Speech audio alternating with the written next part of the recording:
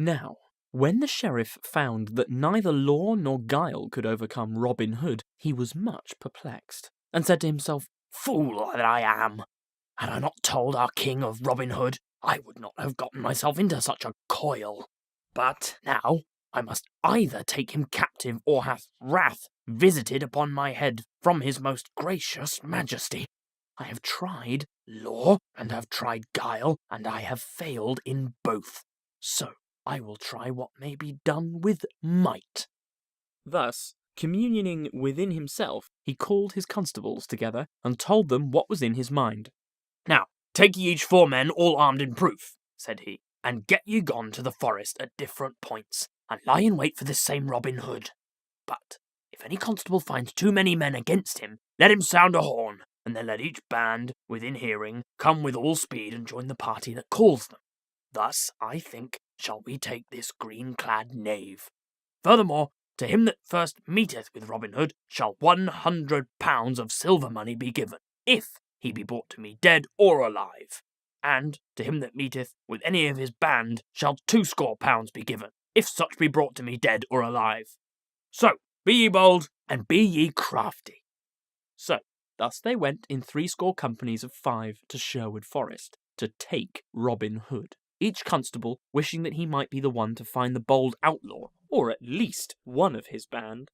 For 7 days and nights they hunted through the forest glades, but never saw so much as a single man in Lincoln Green, for tidings of all this had been brought to Robin Hood by trusty Edom o' the Blue Boar. When he first heard the news, Robin said, "If the sheriff dare send force to meet force, woe will it be for him and many a better man besides, for blood will flow, and there will be great trouble for all. But fain would I shun blood and battle, and fain would I not deal sorrow to womenfolk and wives because good stout yeomen lost their lives. Once I slew a man, and never do I wish to slay a man again, for it is bitter for the soul to think thereon.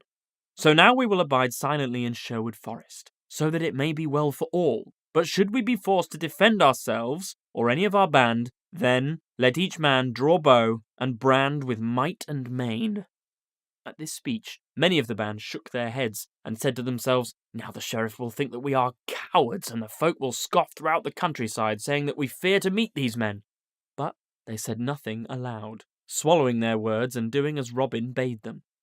Thus they hid in the depths of Sherwood Forest for 7 days and 7 nights, and never showed their faces abroad in all that time. But early in the morning of the 8th day, Robin Hood called the band together and said, "Now, who will go and find what the sheriff's men are at by this time? For I know right well they will not bide forever within Sherwood shades." At this a great shout arose, and each man waved his bow aloft and cried that he might be the one to go.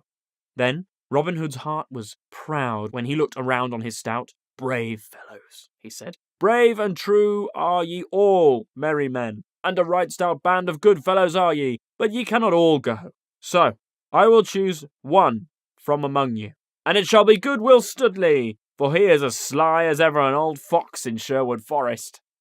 Then Will Studley leaped high aloft and laughed loudly, clapping his hands for pure joy that he should have been chosen from among them all. "Now, good thanks, good master," quoth he, "and if I bring not news of those knaves to thee, call me no more thy sly Will Studley." Then he clad himself in a friar's gown, and underneath the robe he hung a good broadsword in such a place that he could easily lay hands upon it. Thus clad, he set forth upon his quest until he came to the verge of the forest, and so to the highway. He saw 2 bands of the sheriff's men, yet he turned neither to the right nor the left, but only drew his cowl the closer over his face, folding his hands as if in meditation. So at last he came to the sign of the Blue Boar. "For," quoth he to himself, "our good friend Edom will tell me all the news." At the sign of the Blue Boar he found a band of the sheriff's men drinking right lustily. So, without speaking to anyone, he sat down upon a distant bench, his staff in his hand, and his head bowed forward as though he were meditating. Thus he sat waiting until he might see the landlord apart, and Edom did not know him, but thought him to be some poor, tired friar, so he let him sit without saying a word to him or molesting him, though he liked not the cloth. "For," he said to himself, "it is a hard heart that kicks the lame dog from off the sill."